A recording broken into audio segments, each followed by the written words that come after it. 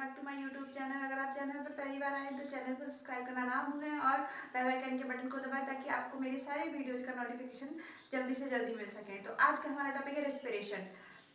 आज का हमारा टॉपिक है रेस्पिरेशन। रेस्पिरेशन क्या होता है, इसमें कौन कौन सी प्रोसेस होती है, सब इसके बारे में पूरा जानते हैं। वीडियो को स्किप मत करना, लास्ट तक देखना। ओके, तो लिविंग बीइंग जो होता है, जो भी जिंदा चीज है, जैसे कि जिसमें सेल है, टिश्यू है, फंक्शन कर रहे हैं, उनको एनर्जी की जरूरत होती है अपनी स्ट्रक्चर को मेंटेन करने के लिए। जैसे सेल को अपनी स्ट्रक्चर बनानी है, अपने फंक्शन करने के लिए, क्योंकि जो स्ट्रक्चर होती है बहुत ऑर्गेनाइज होती है। तो ये एनर्जी कहाँ से आती है? एनर्जी आती है किससे? कार्बोहाइड्रेट, लिपिड और प्रोटीन, सॉरी, कार्बोहाइड्रेट, लिपिड और प्रोटीन से। जैसे कि मैंने आपको बताया था कार्बोहाइड्रेट में कि कार्बोहाइड्रेट क्योंकि सोर्स है कि अगर हमें तुरंत एनर्जी की जरूरत होती है तो हम क्या करते हैं? कार्बोहाइड्रेट ले लेते हैं, ठीक है। और लिपिड से एनर्जी जो मिलती है कार्बोहाइड्रेट से जस्ट डबल मिलती है, 9.8 किलो कैलोरी कुछ एनर्जी मिलती है, और कार्बोहाइड्रेट से 4.3 किलो कैलोरी। एनर्जी कहाँ से मिलती है हम लोगों को? एनर्जी हमें मिलती है खाने से। खाना या तो किस फॉर्म में होगा, उसमें कार्बोहाइड्रेट होगा, लिपिड होगा या प्रोटीन होगा। मैंने आपको बताया था कि मोस्ट कॉमन जो रिस्पिरेटरी सबस्ट्रेट है वो कौन सा होता है? कार्बोहाइड्रेट। मोस्ट कॉमन मतलब सबसे ज्यादा यही यूज होता है। अगर कार्बोहाइड्रेट नहीं है देन क्या होगा? लिपिड। उसके बाद सबसे लास्ट में प्रोटीन। अगर कार्बोहाइड्रेट और लिपिड रेस्पिरेशन के लिए मतलब इनका ऑक्सीडेशन किया जाए, रेस्पिरेशन में क्या होता है? ऑक्सीजन लेते हैं, हमने सांस ली, ये हमने ऑक्सीजन लेके ऑक्सीजन क्या करेगी? कार्बोहाइड्रेट और लिपिड जो है उनको ब्रेक डाउन करेगी। तो रेस्पिरेशन हम बोल सकते हैं एन ऑक्सीडेटिव प्रोसेस है। पता चल गया, क्योंकि ऑक्सीजन हम ले रहे हैं और ऑक्सीजन क्या करते हैं? कार्बोहाइड्रेट और लिपिड को ब्रेक डाउन कर रही है। कार्बोहाइड्रेट और लिपिड अगर रेस्पिरेटरी सबस्ट्रेट के रूप में यूज होते हैं तो उसको हम बोलते हैं फ्लोटिंग रेस्पिरेशन। कौन सा? Floating respiration. और अगर प्रोटीन यूज होती है रेस्पिरेशन में तो उसको हम बोलते हैं प्रोटोप्लाज्मिक रेस्पिरेशन। क्योंकि क्या होता है कि जैसे आज हमारा पूरा दिन फास्टिंग है तो हमें कार्बोहाइड्रेट नहीं मिला, तो हमारे बॉडी में जितना भी स्टोर कार्बोहाइड्रेट है पहले वो यूज होगा। उसके बाद लिपिड, अगर लिपिड भी खत्म हो गया तो ये फास्टिंग 2-3 दिन तक चल रही है, तो जो प्रोटीन अवेलेबल है हमारी बॉडी में प्रोटोप्लाज्म में उसका यूज होगा। तो जब प्रोटीन का ब्रेकडाउन होगा किसके लिए? एनर्जी के लिए, तो उसको हम बोलते हैं प्रोटोप्लाज्मिक रेस्पिरेशन। और अगर कार्बोहाइड्रेट और लिपिड का ब्रेकडाउन होता है एनर्जी के लिए तो उसको हम बोलते हैं फ्लोटिंग रेस्पिरेशन। ये दो इंपॉर्टेंट है, पूछे जाते हैं कहीं कहीं। तो एनर्जी की जरूरत क्यों होती है हमें? Maintenance of highly organised structure, function, इसके लिए हमें एनर्जी की जरूरत होती है। तो हम बोल सकते हैं कि रेस्पिरेशन क्या है? ऑक्सीडेटिव प्रोसेस, जिससे क्या निकलती है? एनर्जी, ठीक है। क्यों? क्योंकि ये जो ग्लूकोज है, ये ग्लूकोज है, इसमें एनर्जी स्टोर है, ठीक है। इसके ये ग्लूकोज हमने खाया, उसमें एनर्जी स्टोर्ड है। अब हमें जरूरत है तो हमें उसको ब्रेक डाउन करना पड़ेगा। तो ये जो रेस्पिरेशन है वो कितनी फेजेज में होता है? 3 फेज में। पहला है ग्लाइकोलाइसिस, दूसरा है क्रेब्स साइकिल, तीसरा है इलेक्ट्रॉन ट्रांसपोर्ट चेन या ईटीसी, ठीक है। तो जो रेस्पिरेशन ऐसा नहीं है कि डायरेक्ट कार्बोहाइड्रेट से डायरेक्ट एनर्जी निकल गई, एनर्जी स्टेप बाय स्टेप निकलती है। पहला स्टेप होता है ग्लाइकोलाइसिस, दूसरा स्टेप होता है क्रेब्स साइकिल, तीसरा होता है ईटीएस। चलो अब हम सब इन सब के बारे में जानते हैं कि कौन कहाँ कहाँ होता है और रेस्पिरेशन को प्रॉपर वे में कैसे डिफाइन कर सकते हैं। अब एक चीज है, हर जगह ऐसा नहीं है कि ऑक्सीजन प्रेजेंट हो, कहीं कहीं ब्रेकडाउन होता है विदाउट ऑक्सीजन के, उसको हम बोलते हैं एनारोबिक ऑक्सीजन। अगर ऑक्सीजन प्रेजेंट है तो उसको हम बोलेंगे एरोबिक रेस्पिरेशन। क्या? एरोबिक। और अगर ऑक्सीजन एब्सेंट है तो उसको बोलेंगे anaerobic respiration. An aerobic, an का मतलब है यहाँ पे कि एब्सेंट, किसकी? ऑक्सीजन की एब्सेंस में जो रेस्पिरेशन हो रहा है वो एनारोबिक रेस्पिरेशन होता है, और ऑक्सीजन की प्रेजेंस में जो रेस्पिरेशन हो रहा है वो क्या होता है? Aerobic respiration. अभी आगे इनका डिफरेंस बताएंगे। सबसे पहले हम आते हैं एरोबिक रेस्पिरेशन पे। एरोबिक रेस्पिरेशन में क्या होता है? ऑक्सीजन की प्रेजेंस में कार्बोहाइड्रेट, लिपिड या प्रोटीन एनर्जी में ब्रेकडाउन होता है कार्बोहाइड्रेट, प्रोटीन और लिपिड का, और क्या प्रोवाइड करता है? एनर्जी होता है। एरोबिक रेस्पिरेशन में ऑक्सीजन किसको तोड़ती है? कोई ऑर्गेनिक कंपाउंड को। वो ऑर्गेनिक कंपाउंड यहाँ पे क्या होता है? कॉमन होता है हमारा ग्लूकोज, ठीक है। ग्लूकोज को तोड़ दिया किसमें? CO2 और H2O में। हम ये रेस्पिरेशन की रिएक्शन कंप्लीट नहीं है, कब तक? जब तक इसमें हम नहीं लिखे एनर्जी। एरोबिक जो रेस्पिरेशन होता है उसमें कितनी एनर्जी निकलती है? 686 किलो कैलोरी। अगर एटीपी में बात करें तो पहले पुराना कंसेप्ट था 36 या 38 एटीपी, पर अब नए कंसेप्ट से कितने एनर्जी बनती है 30 से 32 एटीपी। बताऊंगी कि 30 एटीपी कब बनते हैं, 32 एटीपी कब बनते हैं। तो एरोबिक रेस्पिरेशन में क्या होता है कि मतलब हम लोग जो रेस्पिरेशन एरोबिक ही है तो उसमें क्या होता है कि ऑक्सीजन क्या करता है, कार्बोहाइड्रेट को तोड़ देता है। कौन सा कार्बोहाइड्रेट है यहाँ पे, ग्लूकोज, किसमें CO2 और H2O, साथ में क्या निकलती है, एनर्जी। अब एनारोबिक में क्या होता है, एनारोबिक में होता है ऑक्सीजन एब्सेंट होती है, ठीक है, कुछ और प्रोडक्ट बनते हैं, ये हम नेक्स्ट लेक्चर में आपको बताएंगे, एरोबिक एनारोबिक रेस्पिरेशन के बारे में और फर्मेंटेशन के बारे में और क्रेब्स साइकिल के बारे में। प्लांट और जो एनिमल्स होते हैं वो रिस्पिरेशन करते हैं किसकी प्रेजेंस में, ऑक्सीजन की में। तो जो रिस्पिरेशन पढ़ेंगे, जो सारी प्रोसेस बताएंगे, वो कौन सा रेस्पिरेशन होगा, एरोबिक रेस्पिरेशन। एरोबिक रेस्पिरेशन का मतलब प्रेजेंस ऑफ ऑक्सीजन। अब इसकी डेफिनेशन बोल सकते हैं कि ये ऑक्सीडेटिव प्रोसेस है क्योंकि ऑक्सीजन ले रहे हैं, और इसमें क्या होता है कि ऑर्गेनिक कंपाउंड ब्रेक डाउन होता है और उनसे एनर्जी रिलीज होती है। वो एनर्जी किस फॉर्म में स्टोर होती है सेल में, एटीपी की फॉर्म में। एटीपी क्या है, एडिनोसिन ट्राइफॉस्फेट की, ये हाई एनर्जी कंपाउंड है। अगर बोल सकते हैं कि ये सेल का मतलब पैसा है, एनर्जी करेंसी अगर सेल की होती है तो वो होती है एटीपी। इसमें क्या होते हैं, 3 फॉस्फेट जुड़े होते हैं, वो तीनों क्या होते हैं, हाई एनर्जी बॉन्ड होता है उनमें, ठीक है। तो एनर्जी, ये एक एटीपी जो होती है वो अपने साथ कितना एनर्जी रखती है, 7.3 किलो कैलोरी, 7.3 किलो कैलोरी। और जो रिस्पिरेशन में जो सबस्ट्रेट जो हम बोल रहे थे, कार्बोहाइड्रेट, फैट, प्रोटीन, वो क्या होते हैं, रेस्पिरेटरी सबस्ट्रेट, ठीक है। रेस्पिरेटरी सबस्ट्रेट के टूटने से हमें एनर्जी मिलती है, ठीक है। पर हम यहाँ पे किसके बारे में पूरा पढ़ेंगे, कार्बोहाइड्रेट, क्योंकि कॉमन रेस्पिरेटरी सबस्ट्रेट क्या है, कार्बोहाइड्रेट।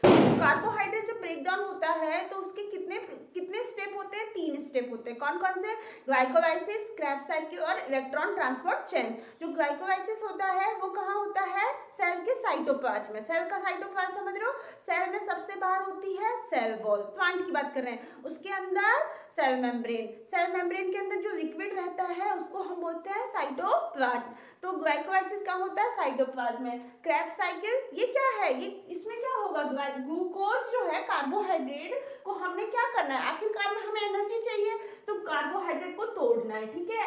क्रेब्स साइकिल में भी वही होगा। ग्लाइकोलाइसिस में होता है ग्लूकोज टूट जाता है पायरुविक एसिड में, मतलब पूरा नहीं टूट पाता, स्टेप बाय स्टेप होता है। तो जो आधा काम यहाँ पे हुआ वो कहाँ, बचा हुआ काम कहाँ होगा, क्रेब्स साइकिल में। क्रेब्स साइकिल और ईटीसी जो होती है माइटोकॉन्ड्रिया में होते हैं। तो हम स्टार्ट करते हैं ग्लाइकोलाइसिस। ये हमने यूकेरियोट्स में बताया, पर जो प्रोकैरियोट्स में होता है उसमें तो सेल ऑर्गेनेल्स होते नहीं है। तो ग्लाइकोलाइसिस कहाँ होता है, प्रोकैरियोट में, साइटोसोल में। क्रेब्स साइकिल प्रोकैरियोट्स में कहाँ होगी, साइटोसोल में। और ईटीसी कहाँ होगा, प्लाज्मा मेम्ब्रेन पे। तो हम स्टार्ट करते हैं ग्लाइकोलाइसिस। एरोबिक रेस्पिरेशन या एनारोबिक रेस्पिरेशन में जो पहला स्टेप होता है कार्बोहाइड्रेट का टूटने का, वो कौन सा होता है, ग्लाइकोलाइसिस। नाम से पता चल रहा है ग्लाइसिस मतलब टूट रहा है, कुछ तो टूट रहा है। तो इसमें ये जो ग्रीक वर्ड होता है ग्लाइकस, इसका मतलब है स्वीट, कि किसी स्वीट चीज का टूटना। तो स्वीट चीज क्या थी, ग्लूकोज। तो एक चीज पता चल गई हमें कि जो ग्लाइकोलाइसिस है उसमें कौन टूटेगा, ग्लूकोज। किस में टूटे, ग्लूकोज कितने कार्बन का होता है, ये सब कार्बोहाइड्रेट में बता चुके हैं, 6 कार्बन का होता है। तो ये किस में टूटेगा, 2 मोल पायरुविक एसिड में। किसमें, पायरुविक एसिड। 2 मोल क्यों, क्योंकि पायरुविक एसिड 3 कार्बन का होता है, ठीक है। तो 1 मोल ग्लूकोज का 2 मोल पायरुविक एसिड में टूटना ही ग्लाइकोलाइसिस है। पर ये नहीं कि काम खत्म, इसके अंदर भी बहुत सारी रिएक्शन होती है, इसके अंदर भी स्टेप है। जैसे हमने बताया रेस्पिरेशन में 3 स्टेप है, ग्लाइकोलाइसिस, क्रेब्स एंड ईटीसी। वैसे ही ग्लाइकोलाइसिस में खुद में कितने स्टेप है, 10। इसमें 10 स्टेप होती है, ठीक है। लीनियर पाथवे होता है और इसको हम ईएमपी पाथवे भी बोलते हैं। क्यों, क्योंकि इसकी डिस्कवरी की थी एम्डेन, मेयरहोफ और परनोस नाम के 3 साइंटिस्ट ने। और ये जो होता है ग्लाइकोलाइसिस, इसमें ऑक्सीजन यूज नहीं होती है, ठीक है। तो ये एरोबिक में भी होगा और एनारोबिक में होगा। तो ये भी क्वेश्चन पूछा जाता है कि कौन सा पाथवे होता है वो एरोबिक और एनारोबिक दोनों में कॉमन होता है, तो ग्लाइकोलाइसिस, क्योंकि इसमें ऑक्सीजन नहीं यूज होती है। जो पहली बार ऑक्सीजन यूज होती है वो क्रेब्स साइकिल में होती है, ठीक है। कितने स्टेप होंगी, 10। एक स्टेप हमें पता है इसका, जो स्टार्ट कहाँ से होगा, ग्लूकोज से, खत्म कहाँ होगा, पायरुविक एसिड पे। अब हमें इसके बीच की रामायण जाननी है, क्या क्या इसमें होगा, कैसे होगा, कौन कौन सी स्टेप होगी। मैं इसको आपको ट्रिक से भी याद करा दूंगी। और इसके जो एंजाइम है वो भी आपको पता होना चाहिए, कौन से स्टेप में कौन से एंजाइम लगते हैं, ठीक है। वो सब हम याद कराएंगे, आप वीडियो को पूरा देखते रहना। ग्लाइकोलाइसिस स्टार्ट करें उससे पहले मैं आपको कुछ कुछ इंपॉर्टेंट चीजें बता देती हूँ, वो पूरे ग्लाइकोलाइसिस में आपकी हेल्प करेंगी। जैसे कि हमको कंपाउंड का पता होना चाहिए कि कितने कार्बन का बना है, पहली चीज, ठीक है। दूसरी चीज, अगर उसमें फास्फेट ऐड होगा तो वो कहाँ से आएगा, एटीपी से, ठीक है। अगर फास्फेट एटीपी से आएगा तो एटीपी किस क्या बन जाएगा, एडीपी। और अगर फास्फेट निकलेगा उस कंपाउंड से तो उसको कौन होएगा, एडीपी। एडीपी क्या होता है, एडिनोसिन डाइफॉस्फेट। एटीपी क्या होता है, एडिनोसिन ट्राइफॉस्फेट। मतलब एटीपी में कितने होते हैं, 3 फास्फोरस, और एडीपी में 2 फास्फोरस, और एएमपी में 1 फास्फोरस, एडिनोसिन मोनोफास्फेट। अगर फास्फेट निकल रहा है तो उसको कौन लेगा, जिसके पास 2 फास्फोरस है, 2 किसके पास है, एडीपी, तो क्या बना लेगा, एटीपी। अगर फास्फोरस देना है, डोनर कौन होगा, एटीपी। कितने फास्फोरस से, 3, तो 1 फास्फोरस निकल जाएगा तो क्या बन जाएगा, एडीपी, एडिनोसिन डाइफॉस्फेट। ठीक है।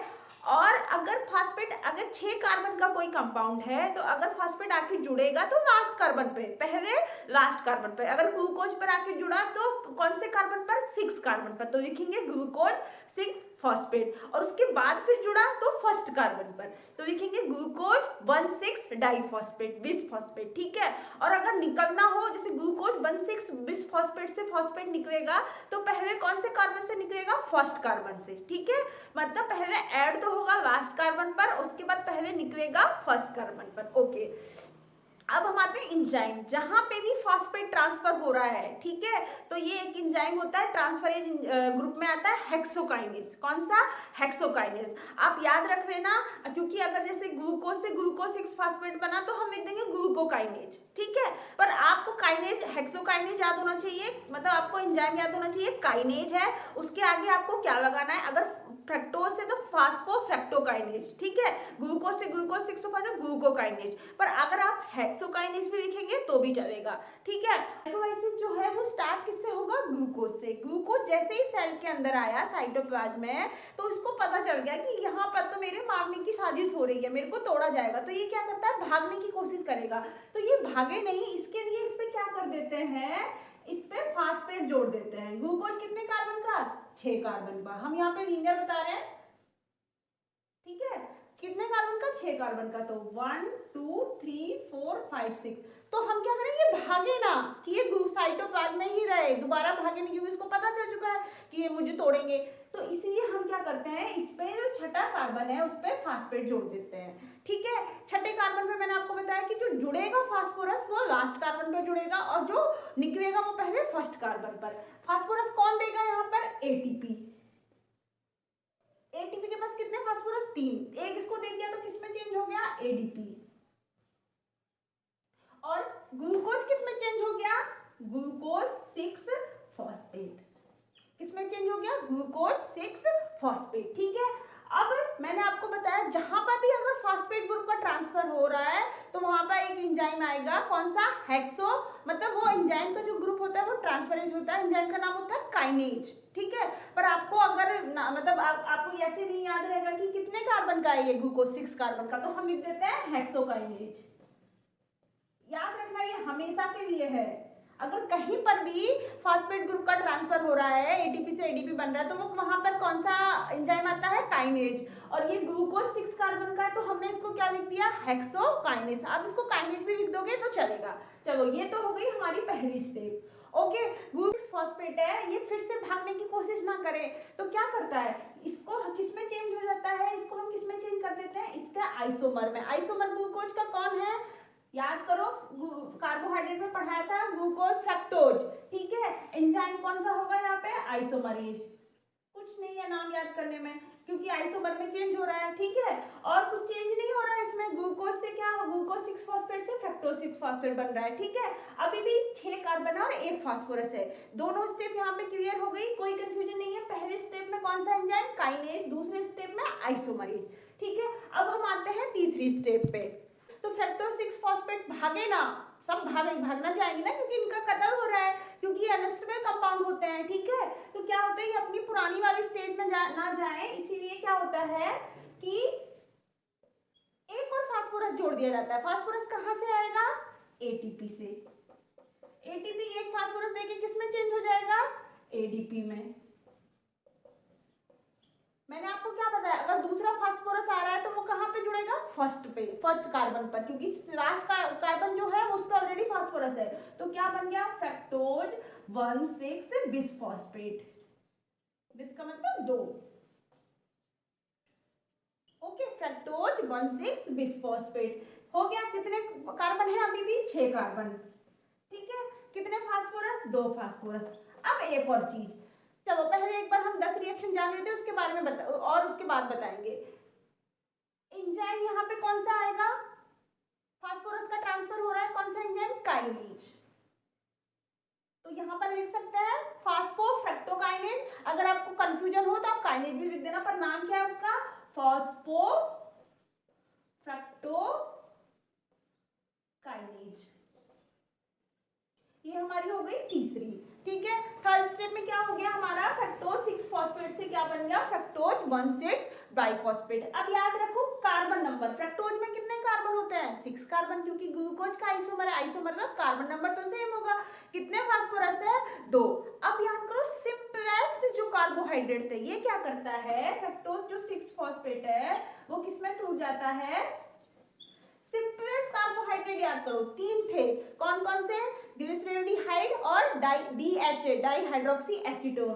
तो ये क्या करता है कि दोनों को एक एक फास्फोरस दे देता है। तो ग्लिसरेल्डिहाइड के कौन से कार्बन पर फास्फोरस जुड़ेगा? लास्ट कार्बन पर, ग्लिसरेल्डिहाइड 3 फॉस्फेट। ठीक है, और DHA डाइहाइड्रोक्सी एसीटोन फॉस्फेट। मतलब भाई झगड़ा ना करो, इसलिए क्या किया? दोनों को एक एक फास्फोरस दे दिया।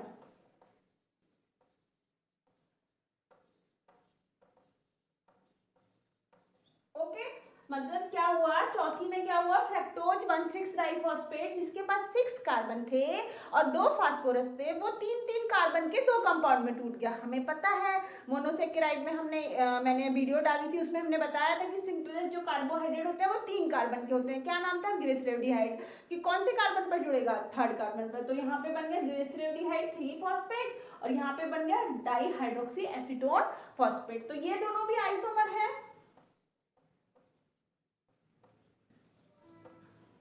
तो एंजाइम कौन सा होगा? आइसोमरेज। ठीक है, और यहाँ पर एंजाइम है, बस ये आपको याद करना पड़ेगा। यहाँ पे कौन सा एंजाइम होगा? एल्डोवेज। कौन सा?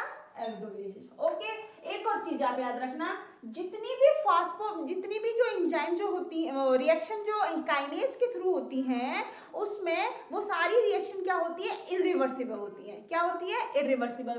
तो पहला होता है ये जो DHAP का एक मोल किसमें कन्वर्ट हो जाता है? ग्लिसरेल्डिहाइड 3 फॉस्फेट के दूसरे मोल में। तो पहले से ग्लिसरेल्डिहाइड 3 फॉस्फेट का एक मोल था, अब क्या बच गया? एक और मोल आ गया। तो आगे जो रिएक्शन चलेंगी वो क्या होंगी? ग्लिसरेल्डिहाइड 3 फॉस्फेट के 2 मॉलिक्यूल चलाएंगे। और इसमें क्या हो रहा है? कहीं पे भी ये जो 5 स्टेप थी उनमें कहीं एनर्जी बनी नहीं है, सिर्फ एनर्जी खर्च हुई है। तो इसको हम बोलते हैं एनर्जी इन्वेस्टमेंट फेज। ठीक है, उसके आगे की जो 5 स्टेप है उनमें क्या होगा? एनर्जी रिटर्न फेज, पे ऑफ फेज। ठीक है, अभी हमारा कहीं एनर्जी बना नहीं है। अब आगे जो रिएक्शन स्टार्ट होंगी वो किससे होंगी? ग्लिसरेल्डिहाइड 3 फॉस्फेट के 2 मोल से। ओके, जो हमारा 5th रिएक्शन स्टेप में बना था ग्लिसरेल्डिहाइड 3 फॉस्फेट, कितने मोल आगे रिएक्शन चलेगी? 2 मोल की। ठीक है, वो किसमें कन्वर्ट हो गया? 1,3 बाई बिस फॉस्फोग्लिसरेट। ठीक है, इसको थोड़ा डीप में जानते हैं, किसके? इसकी स्ट्रक्चर के थ्रू। ये है ग्लिसरेल्डिहाइड 3 फॉस्फेट की स्ट्रक्चर। ठीक है, इसमें एल्डिहाइड ग्रुप है और तीसरे कार्बन पर क्या लगा हुआ है? OH, और तीसरे कार्बन पर फास्फोरस लगा हुआ है। सेम यहाँ पे है। चेंज क्या हुआ? इसमें जो पहले कार्बन पर CHO ग्रुप था वो किसमें कन्वर्ट हो गया? COOP में। ठीक है, पहले कार्बन पर आके फास्फोरस जुड़ गया। फास्फोरस किसने दिया? यहाँ पर जो फास्फोरस है वो ATP नहीं देगा। कौन देगा? Inorganic phosphate. जो कौन देता है? H3PO4। पहले कार्बन पर फास्फोरस आके जुड़ गया, एक H निकल गया यहाँ पे। ठीक है, अब क्या होता है कि ये जो H निकलता है वो कौन ले लेता है? NAD। NAD क्या होती है? Reducing power. NAD और FAD क्या होती है? Reducing power. अभी आगे इनका फुल फॉर्म बता देते हैं। NAD nicotinamide adenine dinucleotide. तो NAD क्या करा? NAD ने हाइड्रोजन ले लिया और किस में चेंज हो गया? NADH में। ठीक है, NADH भी ATP बनाता है। ओके, बोलते हैं ना एनर्जी करेंसी, एक तो ATP की फॉर्म में, एक NADH की फॉर्म में। अब यहाँ पर हाइड्रोजन निकल रहा है तो एंजाइम कौन सा आएगा? डिहाइड्रोजिनेज। हाइड्रोजन निकल रहा है क्योंकि यहाँ इसका जो हाइड्रोजन था, फर्स्ट कार्बन का हाइड्रोजन निकल गया, तो एंजाइम कौन सा आएगा? डिहाइड्रोजिनेज। डिहाइड्रोजिनेज कौन सा?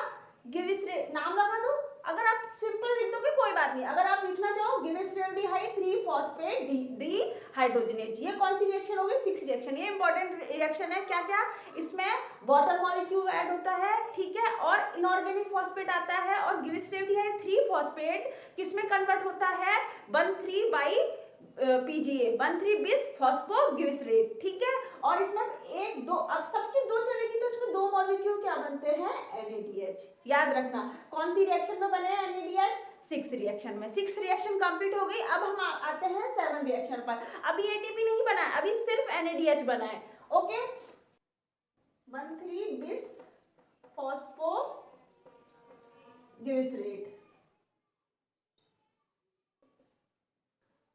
क्या होता है इसमें? ATP निकल, फास्फोरस जो होता है पहले कार्बन से वो निकल जाता है, तो क्या बन जाएगा? बिस हट जाएगा तो 3 फॉस्फोग्लिसरेट।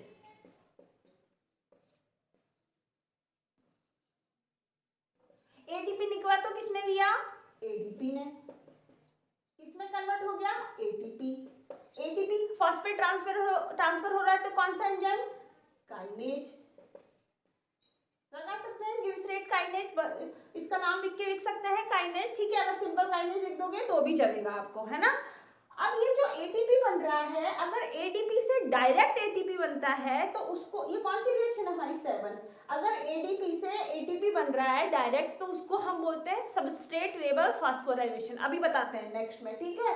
तो 1,3 बिस फॉस्फोग्लिसरेट से क्या बन गया? 3 फॉस्फोग्लिसरेट। ओके, अब क्या होगा? 3 फॉस्फोग्लिसरेट से बनेगा 8th रिएक्शन में 2 फॉस्फोग्लिसरेट 2 PGA पोजीशन आइसोमर, ठीक है। तो कौन सा एंजाइम आएगा हमारा?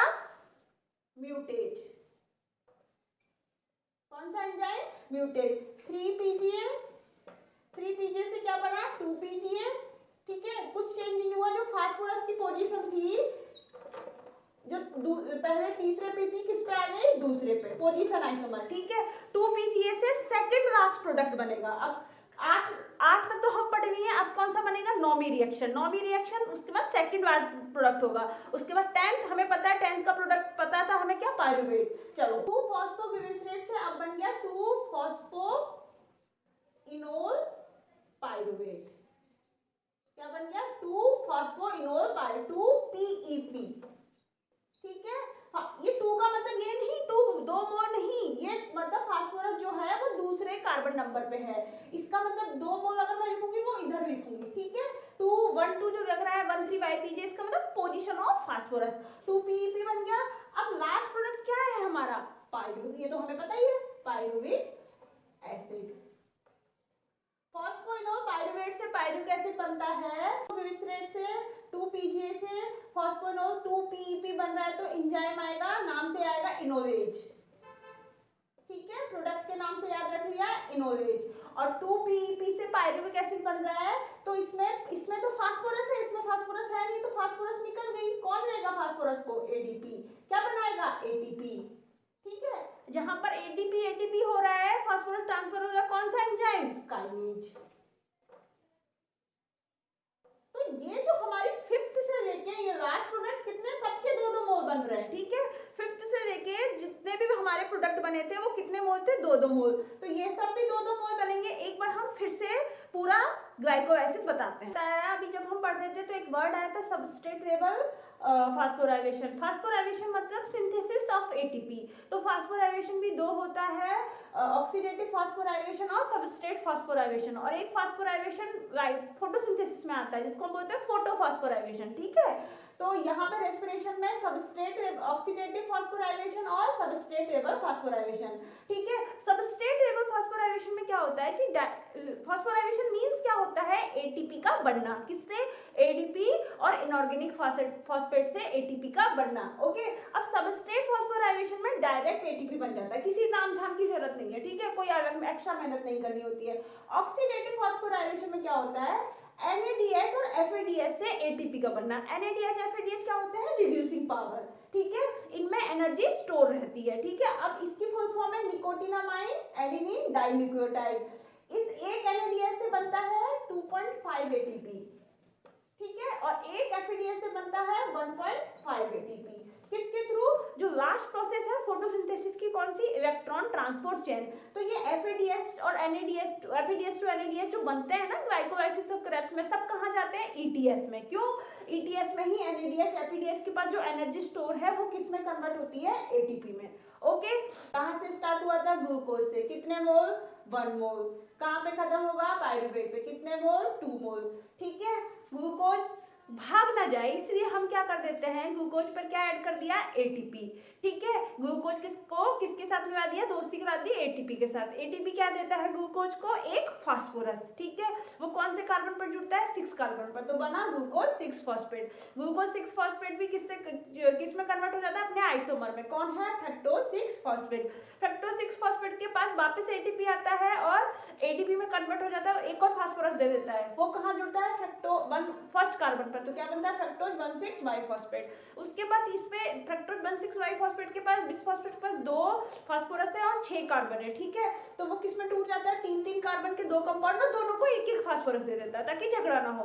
बाद में जो ये कौन कौन से कंपाउंड बनते हैं, ग्लिसरेल्डिहाइड 3 फॉस्फेट और डाइहाइड्रोक्सी एसीटोन फॉस्फेट। बाद में ये डाइहाइड्रोक्सी एसीटोन फॉस्फेट किस में कन्वर्ट हो जाता है, ग्लिसरेल्डिहाइड 3 फॉस्फेट पे। अब इसके कितने मोल हो गए, 2 मोल। आगे से जो भी बनेगा, सब जो बनेगा वो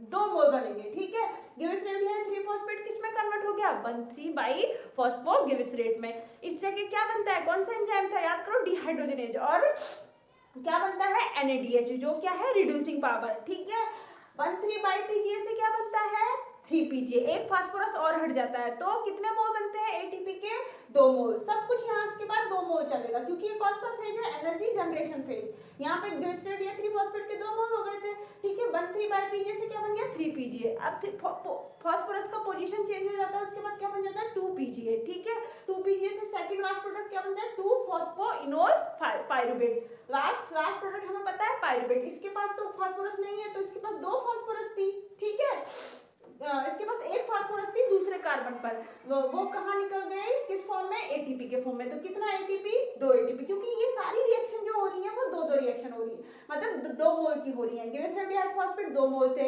1,3 PGA 2 मोल थे, 3 PGA 2 मोल, 2 PGA 2 मोल, 2 PEP 2 मोल, पायरुवेट 2 मोल। और ये जो बनेंगे ATP और ATP NADH, ये सब कितने बनेंगे, 2 मोल। ओके, चलो अब हम देखते हैं एंजाइम। पहला एंजाइम ग्लूकोकाइनेज। ठीक है, काइनेज भी याद रख सकते हो, चलेगा, नाम लिख देना, ट्रांसफरेज ग्रुप का एंजाइम है। जो जहां पर ATP की बात आ गई, ATP बन रहा है या टूट रहा है, वहां पर कौन सा एंजाइम आएगा, ग्लूकोज, फास्फेट को ट्रांसफर करने वाला।